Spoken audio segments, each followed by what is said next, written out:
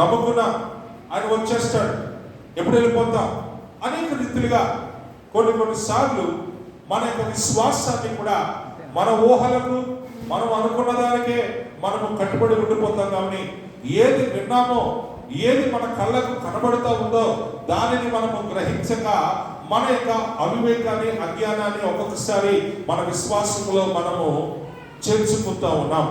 కానీ అలా ఉండకూడదు అనేటువంటి సత్యాన్ని మనం గమనించిన వారమై ఈరోజు క్రీస్తును ఎరిగినటువంటి మనము, క్రీస్తులో కట్టబడుచున్నటువంటి మనము, క్రీస్తులో ఉద్దీపవించవలసిన వారమై ఉండాల్సినటువంటి మనము ఏ రీతిగా ముందుకు వెళ్ళాలి అనే దాన్ని అపోస్తలుడైన పౌలు గారు తెలియజేస్తా ఉన్నాడు. 6వ వచనంలో మనకు చదువుకుంటూ ఉన్నప్పుడు దానికి ముందు ఒక 2 వచనాలు అపోస్తలుడైన పౌలు గారు ఒక చక్కని మాట కొలస్సీ సంఘానికి తెలియజేస్తున్నాడు. ఏమంటున్నాడంటే, బుద్ధి జ్ఞాన సర్వ సంపదలు ఆయన యందే గుప్తమై ఉన్నవి. కొన్ని విషయాలు చెప్తాను కాబట్టి జాగ్రత్తగా వచనాలు రాసుకోండి, మీకు కూడా ఇంట్లో ఉపయోగపడతాయి. బుద్ధి జ్ఞాన సర్వ సంపదలు ఆయన యందే గుప్తములై ఉన్నవి. ఎవడైనను చక్కని మాటల చేత మిమ్మును ఏం చేస్తున్నట్టు మోసపరుచుకుంటున్నట్లు ఈ సంగతులను మీకు తెలియజేస్తున్నాను. నేను శరీర విషయంలో దూరముగా ఉన్నాను అంటే ఏంటి? అతడు వేరే ప్రాంతంలో ఉన్నాడు పౌలు గారు, కానీ మరి కొలస్సీ సంఘానికి లిఖితపూర్వకమైనటువంటి మాటలు ఆయన ఉత్తరంగా రాసి పంపించాడు. ఆత్మ విషయంలో మీతో కూడా ఉండి మీ యోగ్యమైన ప్రవర్తన క్రీస్తునందలి మీ స్థిర విశ్వాసమును చూచి ఆనందించుచూ ఉన్నాను. కాబట్టి మన యొక్క విశ్వాసతను చూసి మనం ఆనందించువారుగా ఉన్నాము అనే విషయాన్ని కనబడుస్తూ, కాబట్టి ఇప్పుడు మీరు ఏమి చేయవలసిన వారై ఉన్నారు? ఏమి చేయవలసిన వారై ఉన్నారంటే, మీరు ప్రభువైన క్రీస్తును అంగీకరించిన విధముగా ఆయన యందు వేరుపారై ఇంటి వలె కట్టబడుచు, మీరు నేర్చుకొనిన ప్రకారముగా విశ్వాసమందు స్థిరపరచబడుచు, కృతజ్ఞతాస్తుతులు చెల్లించుట యందు విస్తరించుచు ఆయన యందు నడుచుకొనుడి. దేవుని స్తోత్రం కలుగును గాక. ఒక 5 విషయాలు ఇక్కడ కనబడుతూ ఉన్నాయి. మొదటి విషయం అక్కడ ఆయన ఏం తెలియజేస్తూ ఉన్నాడండి? ఆయన యందు 6వ వచనంలో ఆయన యందు మనం ఏమై ఉండాలంటే వేరుపారై, అంటే వెంటనే వేరుపారై అని అంటే మనకి ఒక చక్కని మరి బంగారు వాక్యం లాంటి మాటలు, దేవుని మాటలు గుర్తొస్తాయి. కీర్తన 1:1 రాసినట్టుగా యెహోవా ధర్మశాస్త్రం యందు ఆనందించుచు దివారాత్రము దాన్ని ధ్యానించువాడు ధన్యుడు. అతను ఏమంటాడంటే, నీటి కాలువల ఎవరైనా నాటబడ్డవాడే ఆకు వాడక తన కాలమందు ఫలమించు చెట్టు వలె. ఒక చెట్టు ఏ రీతిగా ఎదుగుతుంది, ఏ రీతిగా బలపడుతుంది, ఏ సమయంలో మనకు తినుటకు చక్కని కాయలను పళ్ళను మనకు ఇస్తుంది, దాని యొక్క ఎదుగుదలలో అది ఏ రీతిగా ఎదుగుతుంది అన్నటువంటి విషయాన్ని ఒక చెట్టుతో మన యొక్క ఆత్మీయ జీవితాన్ని, మన యొక్క విశ్వాస జీవితాన్ని ఆయన పోల్చి మనకి బోధిస్తూ ఉన్నాడు. కాబట్టి ఆయన యందు మీరు ఏదైతే చూశారో, ఆయన యందు మీరు ఏదైతే విన్నారో, వాటి విషయమై మీరు బాగా ఎదుగుతూ ఎలా ఉన్నారంటే ఆయన యందు వేరుపారిన వారై ఉన్నారు. దేవుని స్తోత్రం కలుగును గాక. వేరుపారడం అంటే లోపలికి వేరు తన్ని తన్ను తాను నిలబెట్టుకుంటూ లోతైనటువంటి పునాదిని అది వేసుకుంటా ఉన్నట్టుగా. ఎలాగైతే ఇల్లు కట్టబడినప్పుడు ఇల్లు ఏ విధమైనటువంటి గాలి, తుఫానులకు, వరదలకు, దేనికి కూడా దెబ్బ తినకుండానట్లు మరి ఇల్లు కట్టు వారు ఏం చేస్తారంటే ఒక లోతైనటువంటి పునాది రాయి వేసుకుని ఆ పునాది మీద ఆ గోడలను కట్టుకుని వారికి ఇల్లుని ఎలాగైతే స్థిరపరుచుకుంటారో, ఈరోజు క్రీస్తునందలి విశ్వాసములో కూడా మనమందరము కూడా లోతైనటువంటి విశ్వాస జీవితము కలిగి ఉన్న వారంగా ఉండాలి అని కోరుకుంటూ, రెండో విషయం ఏం చెప్తా ఉన్నాడండి? ఇంటి వలె కట్టబడుచు. అపోస్తలుడైన పౌలు గారు కొరింథీయులకు రాసిన పత్రికలో ఎంతో చక్కగా చెప్తాడు. ఏమంటాడండి? మీరు దేవుని యొక్క ఆలయమై ఉన్నారు. దేవుని స్తోత్రం కలుగును గాక. ఈ రోజు ఈ విషయం చాలా మటుకు క్రైస్తవ జనాంగము అర్థం చేసుకోలేకపోతున్నారు. మరి అపోస్తలుడైన పౌలు గారు దేవుని యొక్క ఆలయ విషయంలో ఎంత ఖచ్చితమైనటువంటి మరి విషయాలు మనకు తెలియజేస్తున్నాడు. ఆలయము అని అనగా ఎవరు? ఆలయం అని అంటే దేవుడు నివసించేటటువంటి స్థలము. దేవుడు నివసించేటటువంటి స్థలం అయినప్పుడు అది దేవుడు నివసింపయోగ్యమైనదిగా మనము దానిని ఏం చేసుకోవాలండి? కట్టుకోవాలి, దానిని భద్రపరుచుకోవాలి, దానిని బాగు చేసుకోవాలి. ఎందువరకు అంటే మనము దేవుని యొక్క ఆలయమై ఉన్నాము. రోమపత్రికలో చాలా చక్కగా చెప్తాడు, దేహమును ఎప్పుడు కూడా పాడు చేసుకోవద్దు అని అంటారు. ఈరోజు డబ్బులు ఎక్కువైపోయినాయి అని చెప్పి ఏం చేయాలో కూడా తెలియక చెడు అలవాటు చేసుకుంటున్నారు పెద్దవాళ్ళు కూడా. ఎందుకు చేసుకుంటున్నావు అని అంటే టైం పాస్. టైం పాస్ అంటే ఎందుకు నీకు టైం పాస్ అవ్వట్లేదు అని అంటే నువ్వు నీ యొక్క బ్రతుకు గురించి నువ్వు ఆలోచన చేయట్లేదు కాబట్టి టైం పాస్ అన్న మాటని నీ డిక్షనరీలో చొచ్చి పెట్టుకుని నీ జీవితంలో నీ ముందున్నటువంటి ఆ ఆర్థిక పరిస్థితిలో, సామాజిక పరిస్థితిలో, శారీరక పరిస్థితిలో, కుటుంబ పరిస్థితిలో, అలాగే నీ యొక్క వ్యక్తిగతమైనటువంటి వికాస పరిస్థితిలో దాని గురించి నువ్వు ఆలోచన చేయక దాని కొరకు ఒక బలమైనటువంటి ఉద్దేశాన్ని నువ్వు కలిగి ఉండక నువ్వు నీ బలహీనతను కప్పిపుచ్చుకుంటకు పెట్టుకున్న పేరే ఏం పేరండి? Time pass. ఈ టైం పాస్ నీకు ఏం తెచ్చిపెడుతుందో తెలుసా? లేనిపోని బలహీనతలను తెచ్చిపెట్టి నీ విశ్వాస జీవితమును పడదోడమే కాదు కానీ నీవు ఆత్మలో కృషించిపోయిన వాడుగా మారిపోతా ఉన్నావు. దేవుని స్తోత్రం కలుగును గాక. కానీ దేవుడు అంటున్నాడు, మీరు ఆయన యందు ఎలాగుండాలంటే ఆయన ఇంటి వల్ల మీరు కట్టబడాలని ఆశపడతారు. మరి దేవుని యొక్క ఇంట్లో టైం పాస్లు ఉంటాయా?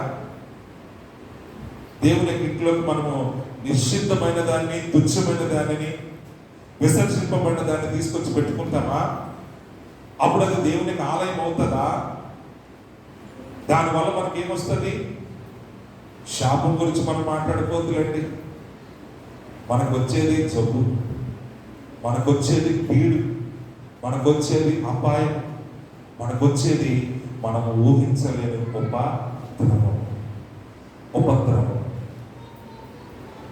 ఉపద్రవం అనగా అనుకోకుండా వచ్చి పడేది.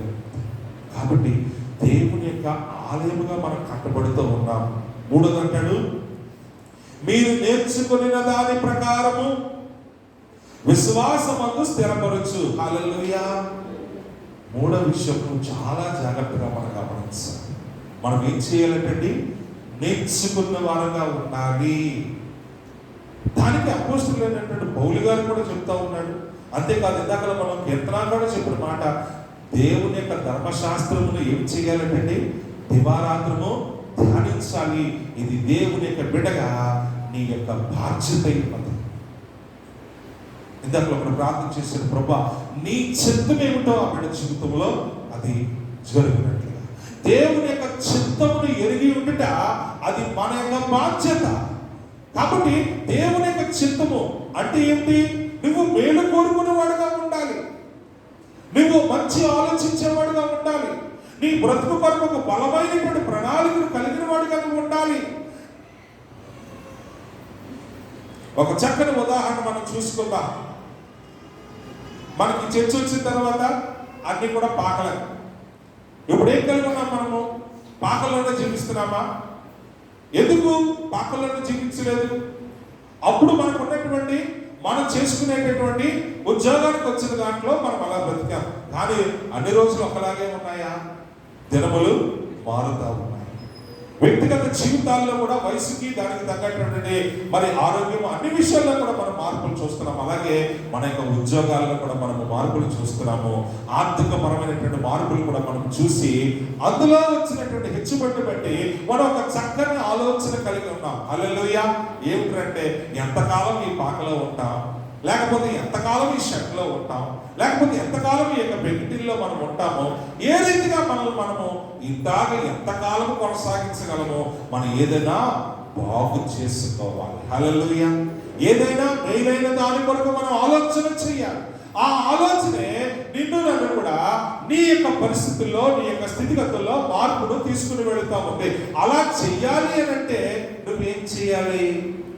ఇక్కడ అంటున్నాడు కదా, మీరు ఏం చేయమంటారు ఏంటంటే నేర్చుకున్న ప్రకారము విశ్వాసం అంతా ఏం చేయమంటున్నాడండి. జాగ్రత్తగా చూస్తే నేర్చుకున్న ప్రకారము. కాబట్టి దాని గురించి తెలియకపోతే నలుగురిదే తెలిసిన వాళ్ళ దగ్గర సలహాలు తీసుకున్నాం.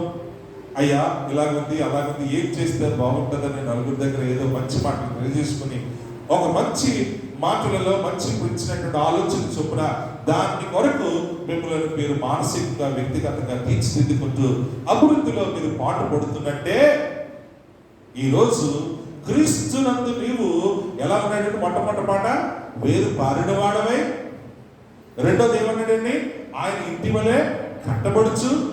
ఆ ఇల్లు పాకగా ఉంటే, లేకపోతే షెడ్గా ఉంటే, లేకపోతే అది పెంకుచిల్లుగా ఉంటే దానిని ఏ రీతిగా మనం మార్చుకుని ఈరోజు చక్కని డాబాల్లో నివసిస్తున్నామో అలాగే మన యొక్క విశ్వాస జీవితంలో కూడా మనం ఉన్నటువంటి ఆ స్థితిని మనము మార్చుకుంటూ దానిని మన జీవితంలో బలపరుచుకునే వారుగా ఉన్నాము. దానికి ఏం చేయమంటున్నాడంటే నేర్చుకునే ప్రకారం. ఏమి నేర్చుకుంటున్నాం? అపోస్తలుడైన పౌలు గారు అంటారు, వినుట వలన విశ్వాసము కలుగును, వినుట క్రీస్తుని గురించిన మాట వల్ల కలుగును. సండే స్కూల్ పిల్లలు, మన పిల్లలు సండే స్కూల్లో నేర్చుకున్న వాక్యాలు, బంగారు వాక్యాల గురించి ఇప్పుడు మాట్లాడమంటే ఒక్కరు మాట్లాడలేకపోతున్నారు. కారణము మనం ఇక్కడే వింటాము, ఇంటికి వెళ్ళి దాన్ని ధ్యానించాం. చాలా మందికి బైబిల్ ఇక్కడే వదిలేసిపోతారు, కొంతమంది బైబిల్ మర్చిపోయి వస్తారు. ఎందుకు ఈ రీతిగా ఉందని అంటే నేర్చుకోవాలి అనగా మన యొక్క జీవితాన్ని మనం బాగు చేసుకోవాలి అంటే తెలియని విషయాలు మనము తెలుసుకోవడానికి మనం ప్రయత్నం చేయాలి. అది ఇలాగో అలాగో మనము దాని కొరకు ఆలోచన కలిగి ఉండాలి.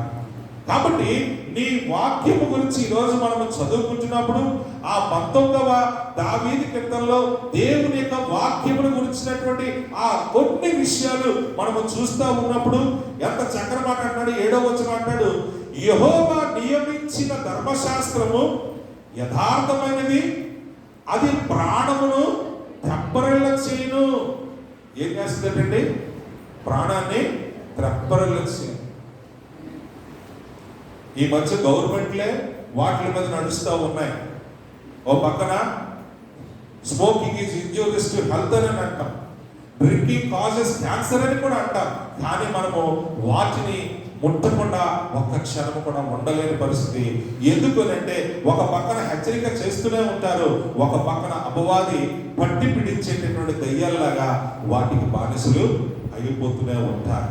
కానీ ఈ రోజు దేవుని యొక్క వాక్యము నీ ప్రాణానికి ఏం చేసి పడుతుందంటే తెప్పరలు చేసి పడుతుంది. నువ్వు కృంగిపోయి ఉంటే నిన్ను బలపరుస్తుందట, నువ్వు బాధలో ఉంటే నీకు ఆదరిస్తుందట, నువ్వు గాయంలో ఉంటే నీకు గాయాన్ని కడతాదట. అటువంటి బలమైనటువంటి దేవుని యొక్క మాటలను నీవు ఎప్పుడైతే నేర్చుకోవడం ప్రారంభిస్తావో నీ దరికి ఏ చెడు కూడా నువ్వు రానివ్వవు. ఆ కిందలో వచ్చి అంటాడు కదా, నేను దురాభిమాన పాపములో పడకుండా నన్ను కాపాడు.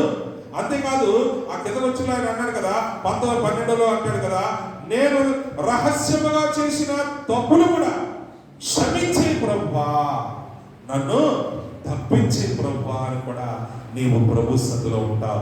ఎందుకు నేనంటే దేవుని యొక్క మాటలను నీవు నేర్చుకోవటం వల్ల నీకు ఎంత మేలు కలుగుతుందో ఇక్కడ మనకు కనబడుతూ ఉంది.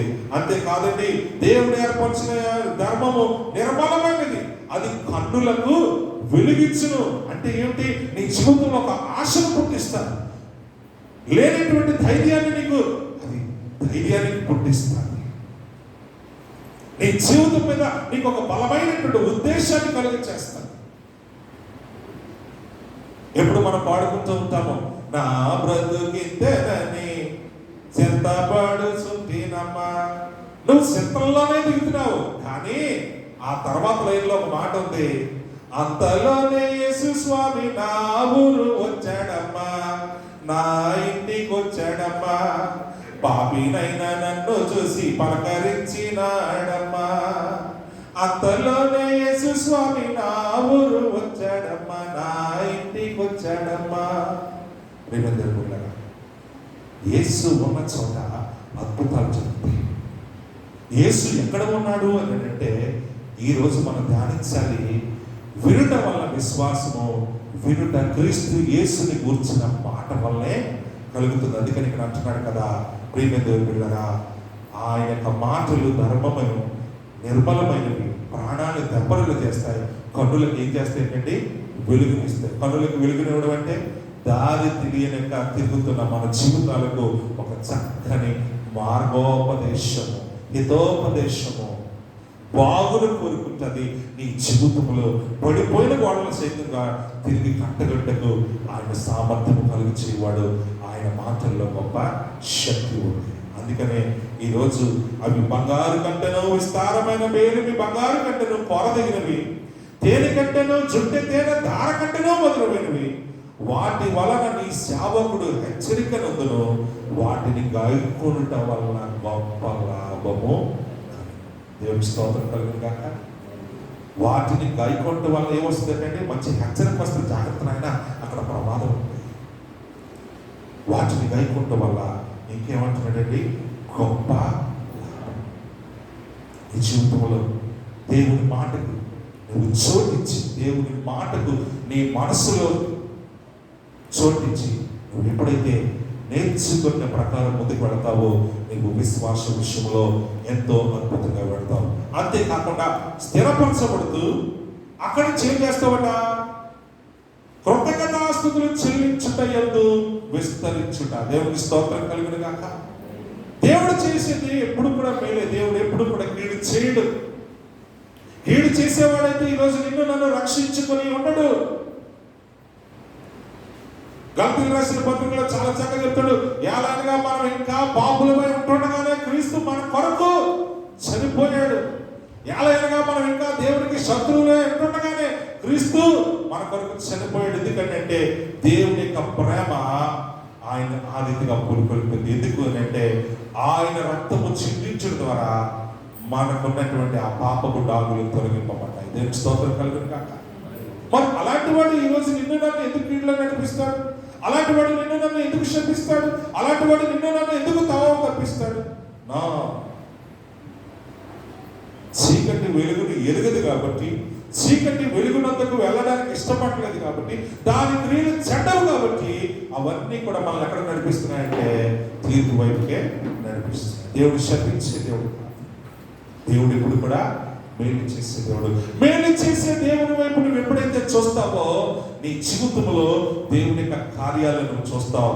దేవుని కార్యాలు చూసినప్పుడు నీ హృదయము దేవుని మేలుతో ఉప్పొంగుతూ ఏం చేసి పడుతుందండి? ఏం చేసి పడుతుందండి? కృతజ్ఞతాస్తుతులు చెల్లించుటలో ఏం చేయబడ్డాడండి?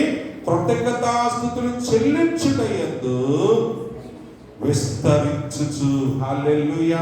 అందుకని ముందు ఫిలిప్పీలు రాసిన పత్రిక మీరు ఒక్కసారి చూసినట్లయితే దేవుని బిడ్డలారా, అక్కడ ఎంత చక్కని మాట 4వ అధ్యాయంలో మన అపోస్తలుడైన పౌలు గారు ఫిలిప్పీ రాసిన సంఘాన్ని మరి ఫిలిప్పీ సంఘానికి చెప్తూ 9వ వచనం చెప్పాడు కదా, ఎల్లప్పుడూ ప్రభువునందు ఆనందించుడి, మరలా చెప్పుదును ఆనందించుడి, మీ సహనమును సకల జనులకు తెలియబడనివ్వుడి, ప్రభువు సమీపముగా ఉన్నాడు, దేనిని గురించి చింతపడకుడి గాని ప్రతి విషయములో ప్రార్థన విజ్ఞాపనల చేత కృతజ్ఞత పూర్వకముగా మీ విన్నపములను దేవునికి తెలియచేయండి. అప్పుడు సమస్త జ్ఞానమునకు మించిన దేవుని యొక్క సమాధానము యేసు క్రీస్తు వల్ల మీ హృదయములకు మీ తలంపులకు కావలి ఉండను. దేవునికి స్తోత్రం కలుగును గాక. నువ్వు చింతపడుతున్నావు కానీ చేయాల్సిన పని మాత్రం నువ్వు చేయట్లేదు. ఏం చేయట్లేదు అంటే ప్రార్థన చేయి. దేవుడికి నీ యొక్క చింతన అప్పగించట్లేదు.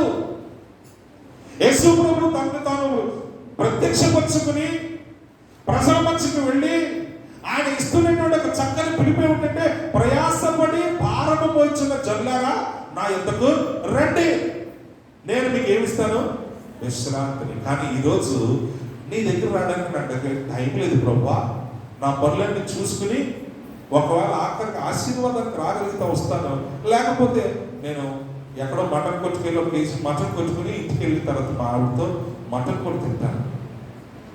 ఈరోజు నీ జీవితంలో దేవుడిని ఇస్తున్నటువంటి ఈ ఉన్నతమైనటువంటి అవకాశాన్ని నువ్వు పొందుకున్నట్లయితే నీ ప్రియమైన దేవుళ్ళగా ఆయన 30 60 100 దీవించే దేవుడు ఆయన. దేవుని స్తోత్రం కలుగును కాక. కాబట్టి ప్రతి విషయంలో కూడా మనము దేవునికి కృతజ్ఞతాస్తుతులు చెల్లింపబద్దులమై ఉన్నాము. అందుకనే ఆ ఎఫెసీ రాసిన పత్రిక 5వ అధ్యాయంలో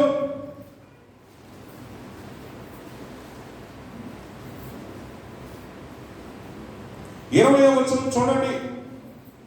మన ప్రభువైన యేసుక్రీస్తు పేరట సమస్తమును గూర్చి తండ్రి అయిన దేవునికి ఎల్లప్పుడూ కృతజ్ఞతాస్తుతులు చెల్లించుచు క్రీస్తునందలి భయముతో ఒకరినొకడు లోబడి ఉండి. ఇది సంఘానికి ఇస్తున్నటువంటి హితోపదేశం.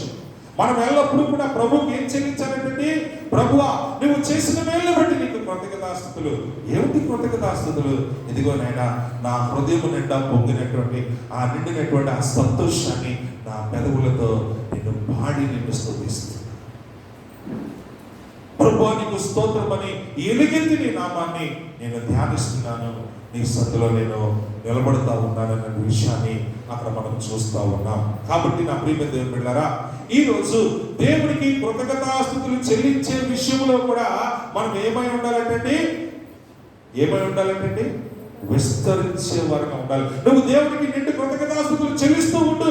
దేవుడు క్షణము నీకు తోడుగా ఉంటాడు.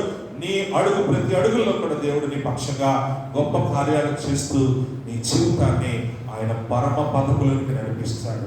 ఆయన ఏ గురి యొద్దకు నేను నడిపించాలని ఆశపడ్డాడో ఆ గురి యొద్దకు నువ్వు ఏ భయం చెందక, ఏ దిగులు చెందక, ఏ చింత యావత్తైనా సరే ఇదిగో నా ప్రభు చూసుకుంటాడు అనేటువంటి గొప్ప విశ్వాసంతో నువ్వు ముందుకు కొనసాగువాడుగా ఉన్నామనేటువంటి విషయాన్ని మనం ఇక్కడ జ్ఞాపకం చేసుకోవాలి. అందుకనే ఇక్కడ అంటున్నాడు కదా, మీరు ఈ 5 విషయాలు ఏమిటంటే వేరుపారినటువంటి వారై, ఆయన ఇంటిగా కట్టబడుచున్న వారై, ఆయన వాక్యమును అనుదినము కూడా ధ్యానిస్తూ విశ్వాస విషయంలో నేర్చుకుంటూ స్థిరపరచబడుతున్న వారై, 4వది ఏం చేయమంటాడండి, కృతజ్ఞతాస్తుతులు చెల్లించుకోవట్లో మిమ్మల్ని మీరు ఎల్లప్పుడూ దేవుని ఎదుట నిలబెట్టుకోండి అని చెప్తూ అలా ఉంటూ ఏం చేయమంటాడండి, ఆయన యందు ఉండి. 5వ విషయం ఏంటి, ఆయన యందు ఉండి నడుచుకోండి. ఈరోజు లోకంలో జ్ఞానం పెరిగిపోయింది, ఏర్పాట్లు పెరిగిపోయినాయి, అన్నీ మనకంటే గడప దగ్గరికే వచ్చేస్తున్నాయి. ఏమన్నా సరే డోర్ డెలివరీ, కానీ దేవుని వాక్యం డోర్ డెలివరీ వంటిది కాదు. దేవుడు ఇన్స్టెంట్ కాఫీ వంటి వాడు కాడు. దేవుని యొక్క మాట నీ జీవితానికి ఒక గొప్ప మేలు చేసేది. ఆ దేవుని మాటకు ఎప్పుడైతే నువ్వు విలువనిచ్చి గౌరవాన్నిచ్చి, ఇందాక ఎఫెసీ రాసిన పత్రికలో అంటాడు కదా, క్రీస్తునందలి భయముతో. ఈరోజు దేవుడు కూడా నీ గుమ్మం దగ్గరికి నీ ఇంట్లోకి వచ్చేస్తున్నాడని మాత్రం నువ్వు అనుకోవద్దు.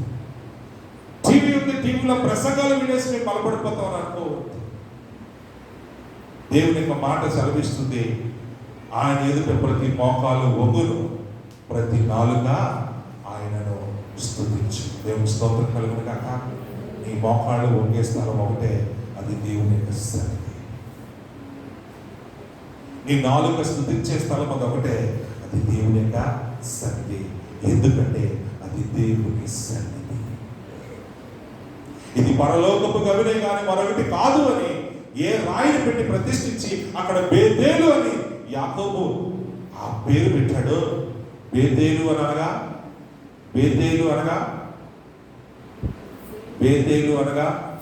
దేవుని మందిరము. ఈరోజు ప్రేమ దేవుళ్ళరా, అటువంటి గొప్ప ధన్యత ఈరోజు నీకు లభిస్తున్నాడు. కాబట్టి మనం ఏం చేయాలండి, ఆయన యందు ఉండి నడుచుకోవాలి. దీని విషయంలో ఒక చక్కని మాట మీరు జ్ఞాపకం చేసుకోగలిగితే, నేను ఏదో లోతైన మర్మాలు తెలియచేయలేదు కానీ ప్రతి దినము మనం ధ్యానించే ఆ మాటలను జ్ఞాపకం చేస్తున్నాను. యోహాను సువార్త 15వ అధ్యాయంలో మీరు చూసినప్పుడే అక్కడ అపోస్తలుడైనటువంటి మరి యోహాను గారు ద్రాక్షావళిని గురించి మాట్లాడుతూ రాసినటువంటి ఆ మాటను మీరు జాగ్రత్తగా చెప్తే, ఒక్కసారి చూసుకున్నట్లయితే ఆయన యందు ఉండి మనం నడుచుకుంటే ఏం జరుగుతుందో ఇక్కడ చూద్దాం. ఆయన యందు ఉండి నడుచుకోండి. 15:7 నా యందు మీరును మీ యందు నా మాటలను నిలిచి ఉండని ఎడల నీకు ఏది ఇష్టమో హల్లెలూయా. ఈ ఆప్షన్ కూడా దేవుడు మీకు ఇచ్చేస్తాడు. నీ యందు దేవుని మాట, ఆయన యందు మీరు ఉన్నట్లయితే ఆయన ఓపెన్ గా ఇస్తున్నాడు ఆప్షన్. మీకు ఏది ఇష్టమో అది అడుగుడి, అది మీకు ఇవ్వబడు. ఇంకేమంటున్నాడు చూడండి, మీరు బహుగా ఫలించటం వల్ల నా తండ్రి మహిమపరచబడును. దేవుని నమ్ముకున్న ఏ ఒక్కడు కూడా అన్యాయంగా మార్చము. దేవుని నమ్ముకున్న వాడు ఎప్పుడు కూడా ఏమి కోల్పోడు. నువ్వు దేవుడు ఆయన ఒకటే ఒక మాట అన్నాడు గుడ్డివాడి దగ్గరికి వచ్చినాను, అయ్యా దయచేసి నన్ను కరుణించంటే నేనేం చేయాలని ఆశపడుతున్నాను, అయ్యా నాకు చూపు ప్రసాదించు, నేను చేయగలను, నువ్వు నమ్ముతున్నావా? నేను నమ్ముతున్నాను ప్రభా అన్నాడు. దేవుని స్తోత్రం కలుగును గాక. నేను నమ్ముతున్నాను ప్రభా నీవు దేవుని కుమారుడు అని, నేను నమ్ముతున్నాను ప్రభా నీవు రాజుల రాజు అని. అయితే వెళ్ళి ఆ కొలలో ఉన్నటువంటి నీళ్ళతో ఏం చేయమన్నాడంటే కళ్ళు కడుక్కోవాలి. నీ నమ్మికే నీ జీవితంలో ఏం చేస్తుందండి? గొప్ప మేలు చేస్తుంది. అందుకని ఇక్కడ అంటున్నారు కదా, మీరు బహుగా ఫలించటం వల్ల నా తండ్రి మహిమపరచబడు, ఇందువలన మీరు నా శిష్యులగుదురు. ఇందువల్ల మీరు నా శిష్యులగుదురు. మరి ఈరోజు ఆయన శిష్యులుగా మనం ఎలా పిలువబడుతున్నామని అంటే, మనము ఆయన యందు ఉండి మనం ఏం చేస్తున్నామంటే ఆయన వాక్యాన్ని నమ్ముకుని, ఆయన వాక్యం ముందు ఆశ పెట్టుకుని, ఆయన వాక్యమే మనకు ఎలా ఉందంటే జుట్టె తేనె ధారల కంటే మొదలుపెద్దట, మేలిమి బంగారు కంటే గొప్ప విలువైనదట. ఆ మాట మన జీవితంలో ఏం చేస్తుందంటే మన కంటికి గొప్ప వెలుగును, మన హృదయానికి గొప్ప ఆనందాన్ని కలుగు చేస్తూ ఉంది. కాబట్టి ఈరోజు మనము ఆయన యందు ఏ రీతిగా మనము ఉన్నాం, ఆయనలో మనం ఏ రీతిగా వేరుపరుచున్నాం, ఆయనలో మనం ఏ రీతిగా కట్టబడుచున్నాం, ఆయనలో మనం ఏ రీతిగా నేర్చుకుంటున్నాం, ఆయనలో మనం ఏ రీతిగా నిలబడగలుగుతున్నాం, ఆయనలో మనం ఏ రీతిగా బలపడగలుగుతున్నాం, ఆయనలో ఏ రీతిగా మనము ముందుకు కొనసాగగలుగుతున్నాము. ప్రేమ దేవుళ్ళారా, ఈరోజు కొలసి సంఘానికి ఇస్తున్నటువంటి అర్థము ఈరోజు మన సంఘ బిడ్డలకు కూడా మనం జ్ఞాపకం చేసుకోవాలి. అందుకనే ఆయన ఏమంటున్నాడంటే, ఆయనను అనుసరింపక మనుష్యుల పారంపర్యాచారము, ఆయనను అనుసరింపక మనుష్యుల పారంపర్యాచారమును అనగా ఈ లోక సంబంధమైన మూలపాఠములను అనుసరించి మోసకరమైన నిరర్థక తత్వ జ్ఞానము చేత మిమ్మల్ని చెరపట్టుకొని పోవువాడు ఎవడైనా ఉండినేమో అని జాగ్రత్తగా ఉండండి.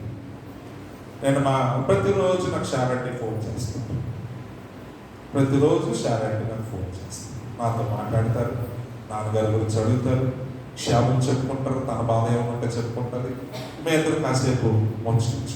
అయితే తన హృదయంలో నా ఆశ ఆవిడ బయట పెట్టుకుంది, బాబు నేను ఒంటరిగా అయిపోతున్నాను, నేను దేవుని సన్నిధికి రాలేకపోతున్నాను, నేను ఎలాగైనా దేవుని సన్నిధికి రావాలి, దేవుని సన్నిధికి వద్దామంటే చుట్టుపక్కల వాళ్ళు ఏం చేస్తున్నారండి, అమ్మా 2 నెలల తర్వాత 3వ నెల వస్తే ఎక్కండి, 5వ నెల వస్తే దాటండి, ఇలా ఎన్నో మాటలు. అప్పుడు నేను అన్నాను, అంటే దేవుని సన్నిధికి రావడానికి నెల అవసరం లేదు, నీ హృదయంలో దేవుని పట్ల ఉన్నటువంటి ఆశే నేను గురికొలుపుతుంది. కాబట్టి మనుషులు చెప్పేటటువంటి మాటల్లో వారికి ఏమి తెలుసు, వారికి తెలియదు, మనకు తెలియదు. కానీ ఈరోజు మీరు తెలుసుకుని ఏమన్నా ఉందేనంటే మీ ప్రభు రక్షకుడు యేసుక్రీస్తు మీరు ఎరిగి ఉన్నారు. ఆయన అందరికి మిమ్మల్ని రావడానికి ఆటంకపరిచేది ఏది కూడా లేదు. రండి అని అన్నప్పుడు అలాగే బాబు రేపు ఆదివారం నేను వచ్చేస్తాను. దేవుని స్తోత్రం కలుగును గాక. కాబట్టి మనము ఆయనను అనుసరించే వారిగా ఉన్నాము తప్ప ఈ లోకంలో నిరంతరమైనటువంటి మాటలను మనము ఆలోచించే వారుగా కాదు. నిరంతకమైపోయే తత్వ జ్ఞానము చెప్పేవాడికి అసలు ముందు చెప్పే స్థాయి ఉందని మనం ఆలోచించాలి. వింటున్న నీవు ఎవరు నీతో మాట్లాడుతున్నారో ఆ వ్యక్తి నీతో వ్యక్తితో మాట్లాడుతూ ఉంటుండగా ఆ వ్యక్తి ఆ మాట్లాడేటటువంటి స్థాయిని కలిగి ఉన్నాడా, ఎందుకంటే ఆ వ్యక్తికి తెలిసింది ఎంత అనేది కూడా ఈరోజు మీరు వివేచించవలసిన వారుగా ఉండాలి. అది దేవుడు ఈరోజు ఆయన బిడ్డలకు ఇచ్చినటువంటి ప్రత్యేకమైనటువంటి జ్ఞానం. హల్లెలూయా.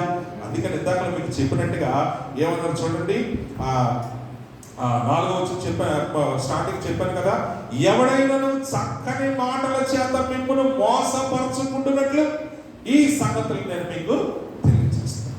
కాబట్టి ఈరోజు నిన్ను రక్షించింది యేసు, నిన్ను నిత్య రాజ్యానికి వారసుగా చేసుకుంది యేసు. ఆయన నా ప్రభు, నా రక్షకుడు, నేను నమ్ముకుంది నీకు. మీ ఇద్దరి మధ్య ఇంకా మూడో వ్యక్తికి చోటు లేదు. మీ ఇద్దరి మధ్య ఏమైనా ఉంది అంటే ఒకడే పరిశుద్ధాత్మ దేవుడు. మీ అందరికీ కూడా సంతానకర్త అయినాడు. దేవుని స్తోత్రం కలిగి కాక. అందుకనే పరిశుద్ధాత్మ దేవుడు నువ్వు ఎప్పుడైతే కలిగి ఉంటావో నువ్వు సర్వ సత్యములకు నడిపించబడతావు. దేవుని యొక్క శక్తి, దేవుని యొక్క జ్ఞానము, దేవుని యొక్క బలము, సమయోచితమైనటువంటి మరి జ్ఞానము కలిగిన వాడివై నీ విశ్వాస జీవితాన్ని, నీ యొక్క క్రీస్తునందలి ఆనందకరమైనటువంటి జీవితాన్ని నీవు చక్కగా అనుభవిస్తూ, నిన్ను బట్టి నీ కుటుంబం, నీ కుటుంబాన్ని బట్టి నీ ఇరుగు పొరుగు వారు, నీ ఇరుగు పొరుగు వారిని బట్టి నీ యొక్క ఊరు ఎంతో ధన్యకరమవుతుంది. దేవుని స్తోత్రం కలుగును గాక. కాబట్టి ఈరోజు మన జీవితాల్లో మనము క్రీస్తులో ఏ రీతిగా నిలబెట్టుకుంటున్నాం, ఏ రీతిగా మనం ముందుకు కొనసాగుతున్నాం, ఏ రీతిగా మనం అసలు ఆయన కలిగి ఉన్నాము, ఏ రీతిగా మనం ఆయనలో ఎదుగుతున్నాం మన విషయాన్ని సగమా జాగ్రత్త. నిన్ను చక్కని మాటలతో మోసపుచ్చేటటువంటి అపవాది సంబంధకులు మన మధ్యన అనేక మంది బయలుదేరిపోయినారు. పాస్టర్ గారు ఎప్పుడు మనకి సెలవిస్తూ ఉండేవారు, మీరు మర్చిపోయేదేమో. సంఘాన్ని కూడా చెడగొట్టే వాళ్ళు అనేక మంది వస్తారు. అమ్మ మీ సంఘంలో పరిశుద్ధాత్మ లేదు, మా దగ్గరకు వచ్చి అక్కడికి వెళ్ళి నువ్వు చేసేది ఏమీ లేదు. నువ్వు నిజముగా దైవజనుడు చెప్తున్న దేవుని వాక్యాన్ని నువ్వు నిజంగా నువ్వు ధ్యానిస్తే పరిశుద్ధాత్మ దేవుని యొక్క అనుభవాన్ని నువ్వు అక్కడే పొందుకుంటావు. హల్లెలూయా. నువ్వు వినవు, ధ్యానించువు, చక్కగా తీయని మాటలతో మిమ్మల్ని మోసపుచ్చేటటువంటి మోసకరమైన మాటలకు మాత్రం ఇచ్చేటటువంటి చోటు. అందుకని ఈరోజు సంఘము కూడా అనేక రీతిలుగా దాడి చేయబడుతుంది అపవాది సంబంధం. నా ప్రియమైన పిల్లరా, ఈరోజు మన జీవితాలు ఒక్కసారి పరిశీలించుకున్నాం. లాస్ట్ వీక్ మనమందరము కూడా ఏం చేయబడినారు అంటే ఆయన యొక్క గుణ లక్షణములను ప్రచురము చేయ నిమిత్తము ఏర్పరచబడినటువంటి వంశం ఆయన బిడ్డలమై ఉన్నారు. మరి ఆయన బిడ్డలుగా మనము ఎప్పుడు, ఎక్కడ, ఎలా కనపరుచుకుంటున్నామో ఒకసారి జ్ఞాపకం చేసుకుంటాం. ఈరోజు మన విశ్వాసపు స్థితులు ఏమిటో, మన యొక్క జీవిత విధానము ఏ రీతిగా మనము ముందుకు నడిపించుకుంటున్నామో, దేవుని యొక్క వాక్యము చెంత కట్టబడిన నీవు ఈరోజు చక్కని మోసపుచ్చే మాటలకు ఎలా తావేయగలుగుతున్నావు? నీవు దేవుని వాక్యాన్ని అనుసరించేవాడవైతే దేవుని యందు చక్కగా వేరు బారిన వాడు ఉంటావు. ఆయనలో ఎంతో చక్కగా కట్టబడిన వాడు ఉంటావు. ఆయన యందు ఎదుగుతూ, ఆయన యందు ఆయన మేలను అనుభవిస్తూ, ఎల్లప్పుడూ ఆయనకు కొంత కృతజ్ఞతలు చెల్లిస్తూ, ఆయన సన్నిధిలో ఆయన్ని కలిగి ఉండి, ఆయన యందుండి నీవు చక్కగా నీ జీవితాన్ని, నీ కుటుంబాన్ని, నీ బిడ్డలను నడిపించుకుంటాం. కాబట్టి లోకానికి ఏమాత్రము కూడా మనము తావివ్వకుండా ఈరోజు మన జీవితాలను మనం ముందుకు పెట్టుకోవాలి. ఆఖరిగా నేను ముగిస్తూ చూడండి, 9వ వచనంలో అంటున్నాడు కదా, ఏలయనగా దేవత్వము యొక్క సర్వ పరిపూర్ణత శరీరముగా క్రీస్తునందు నివసించుచున్నది. హల్లెలూయా. దేవత్వము యొక్క సర్వ పరిపూర్ణత శరీరముగా, జాగ్రత్తగా వినండి, ఇక్కడ కొంచెం కన్ఫ్యూజ్ అవుతామేమో. దేవత్వము అనగా దేవ స్వభావం అని మీకు ఒకసారి చెప్పాను. దేవ స్వభావం అనగా దేవుని యొక్క గుణ లక్షణాలు అని చెప్పాను. దేవుని యొక్క గుణ లక్షణాలు అనగా కొన్ని విషయాలు మనం కిందటి వారం ధ్యానించుకున్నాం. ఇవన్నీ ఎక్కడికి తీసుకెళ్ళి పడుతున్నాయో తెలుసా? ఆది కాండము 1వ అధ్యాయంలో మీరు ఒక్కసారి చూసినట్లయితే ఈ మాట చెప్పి నేను ముందుకు పెడతాను. ఆది కాండము 1వ అధ్యాయము 26వ వచనాన్ని చూద్దాం. ఆది కాండము 1వ అధ్యాయము 26వ వచనం. ఏమంటున్నాడు చూడండి, దేవుడు మన స్వరూపమందు మన పోలిక చొప్పున నరులను చేయడము, వారు సముద్రపు చేపలను, ఆకాశ పక్షులను, పశువులను, సమస్త భూమిని, భూమి మీద ప్రాకు ప్రతి జంతువును ఏలుదురుగాక అని దేవుడు తన స్వరూపమందు నరుణ్ణి సృజించెను, దేవుని స్వరూపమందు వారిని సృజించెను, స్త్రీనిగాను పురుషుడు. మనము ఏ స్వరూపంలో పుట్టమంటండి? దేవుని యొక్క పోలికల గురించి మనం మాట్లాడుకుంటాం. రే అచ్చ జ్ఞానం పోలికలు పుట్టాడు రా. నిన్న మా బావ వచ్చాడు, చక్కగా నాన్నగారు చూడడానికి, స్వర్లత గారు అందరూ ఫ్యామిలీ వచ్చారు. చక్కగా మాట్లాడుకుంటూ మా మిస్సెస్ ఎప్పుడు నన్ను ఒక్క పోలిక కూడా బాధ రాలేదే అని మీ పోలికలే నిజమే. మా బావకి వచ్చి ఎదుర్కొంటున్న ఇద్దరు బిడ్డలు కూడా అచ్చం వాడి యొక్క ప్రింట్లోనే. ఎందుకు ఈ మాట ఇప్పుడు మీకు తెలియచేస్తున్నానంటే, మన స్వరూపము అక్కడ కనబడుతూ ఉన్నప్పుడు,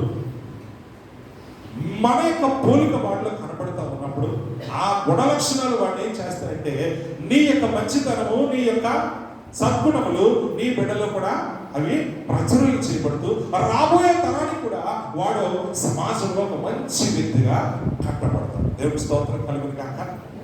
అలాగే దేవుడు ఇప్పుడు ఏం చేస్తూ ఉన్నాడంటే, ఆదిలోనే మన స్వరూపం అంటే దేవుడు అంటే ఎవరితో మాట్లాడుతున్నాడు?